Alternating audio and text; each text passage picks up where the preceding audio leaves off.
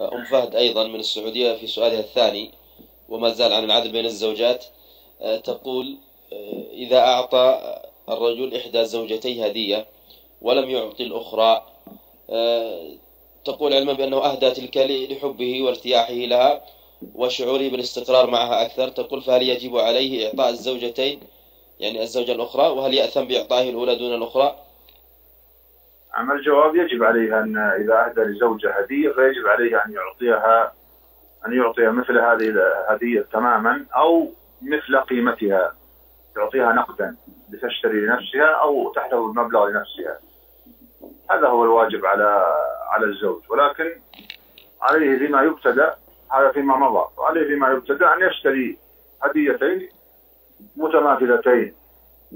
هذا هو المطلوب، وليس بالضرورة التماثل أن يكون نفس الشكل ونفس التصميم في القماش أو في الحلي ونحوها، لكن يكون نفس الوزن ونفس المصنع ونفس التكاليف المادية، بحيث لا تكون هناك فروق لا في الصنعة والجمال ولا في الوزن أيضا والثمن.